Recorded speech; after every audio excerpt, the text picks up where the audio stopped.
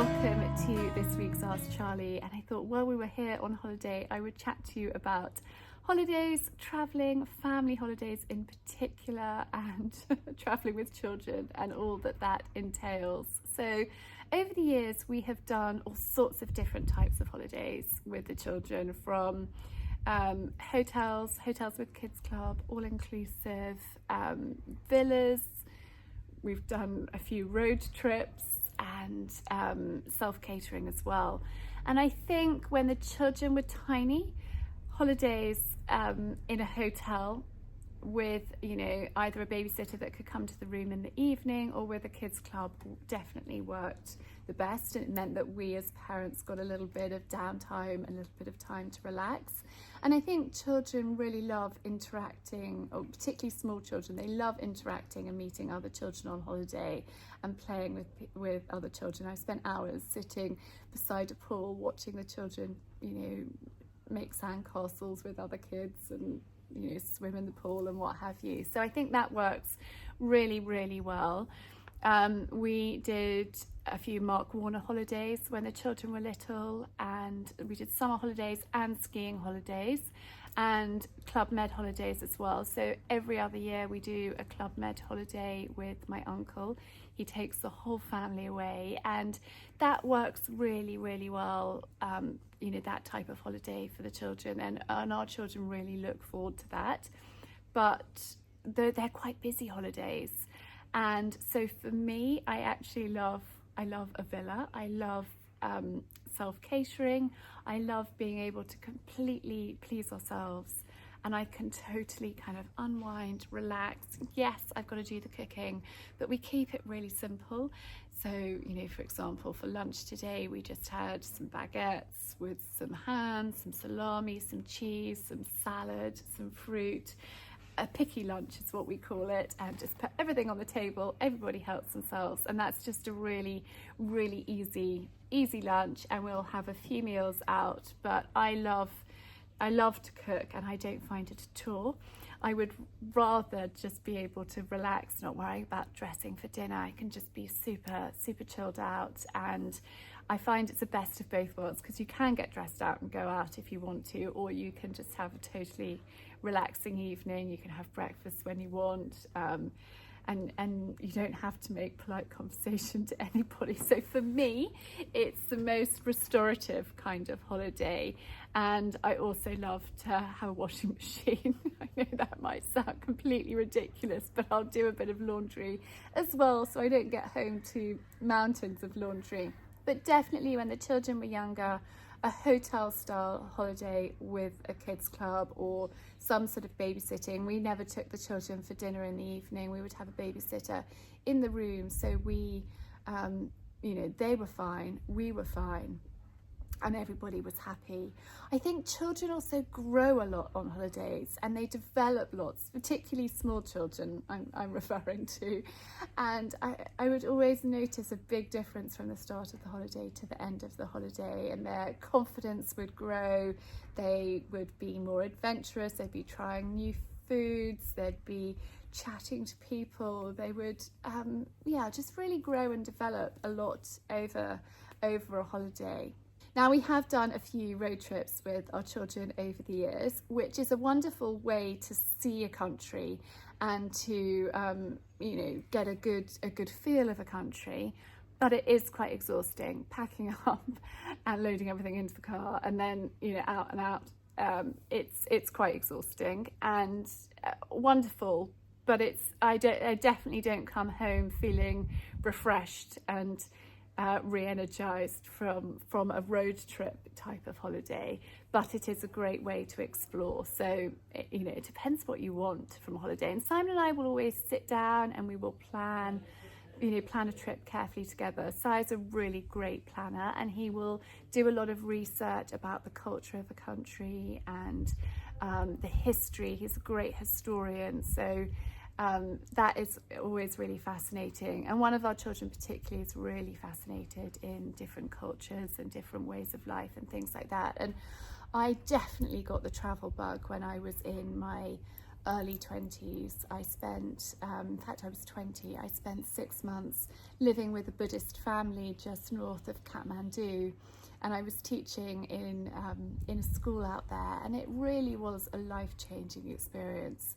I learned so much and got so much out of it in so many different ways, and definitely made me realize how uber privileged we are, and I never really have taken things for granted since then, or really tried not to, and tried to be mindful about everything that we've got, and I think that really was, you know, a big life-changing trip for me, and an amazing opportunity.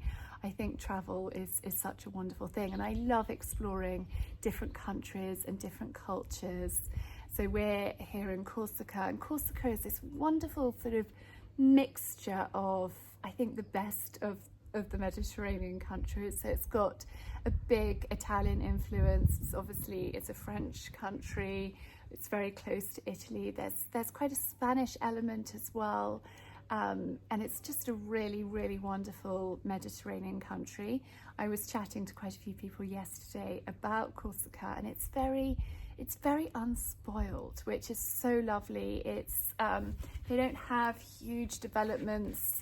They are really kind of, it's really quite old-fashioned and unspoiled, which I personally absolutely love. I love going to a country where there isn't a huge British, you know, influence. There's not that many Brits that come to Corsica. It tends to be Dutch. I was chatting to the lady yesterday at the restaurant where we had lunch. Dutch, Austrian, French, Spanish and Italian, and then some Brits as well. But it's really unspoiled, and as you're driving through sort of windy roads, you'll see like a little roadside market with just fresh vegetables and things, and it's really lovely. And personally, I love that. I love there being a feast for the eyes, and I find it really invigorating in so many different ways when you're just, you know, the wonderful colours, the different styles of buildings, the wonderful food, the history.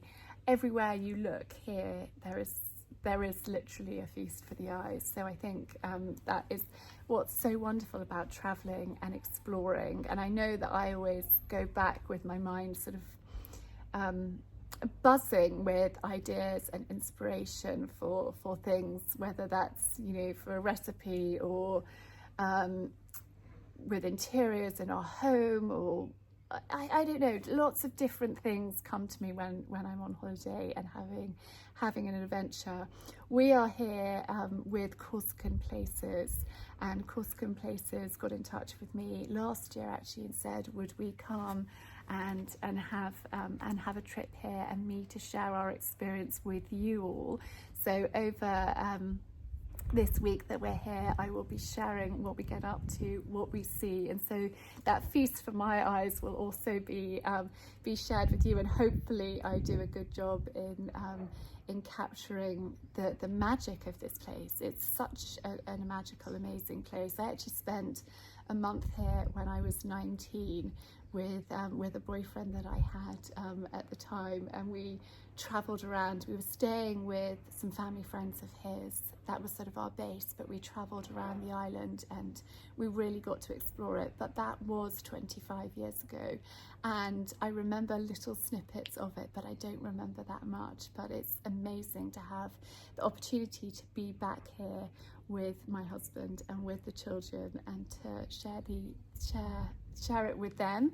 And we were out with a couple of the children earlier doing the supermarket shop, and it was just wonderful. They were like looking at things and taking it all in. I think it's really important when you're on a holiday like this that and I with our children, they're only really allowed phones in the car when we're on like a motorway or somewhere boring when we're traveling. And I want them to be able to look out of the windows and take it all in, not be glued to a device. So that's something that both Simon and I are actually really strict on when it comes to family holidays. Is yes, they can have their devices, they can have time on tech, they can unwind and do all of that stuff, but they have to be able to look around and take in all their surroundings, because I think that is so important. I think children can miss out on so much by just being glued to a device these days. So I think it is really important. And I think that's the magic of traveling, is opening, and traveling with children is opening their eyes to different cultures and different countries and different ways of doing things and different styles. And I think that is, really, really sort of magical and wonderful. And I feel so grateful that we've been able to travel with our children over the years. So we have had a few disastrous holidays. I remember one holiday, they were quite little. They were probably like 5, 4 and 3, something like that. And one had a tummy bug, one had an ear infection, one had tonsillitis. And we literally were with the doctor pretty much every single day of that holiday. And it was pretty stressful. We did one skiing holiday once with them. And they were quite little, and they all got altitude sickness, and it affected their tummies, and it was disastrous. And I remember Archie coming back from ski school. So Simon actually had a flight booked midway through the holiday to fly back. That's how bad it had been. It was really, really disastrous. And we didn't fly back early. We stayed, and actually it ended up being a wonderful holiday, but we did have to dig deep for about three or 4 days out of the 7 days. And Archie went to ski school once he was better, but I put him in a pull-up just in case. And his teacher said, "Why are you wearing a nappy?" And he said, "My mother says it's just in case, and it's best to be prepared for all eventualities."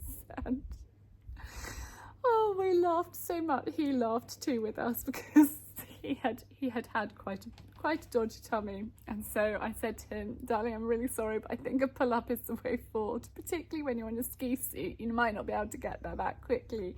And he was better, and he wanted to ski, but I wanted to cover all bases. And so there have been some eventful holidays. I did find that the children definitely one of them always got ill when they were little, but definitely as they have got older, traveling with them has become so much easier.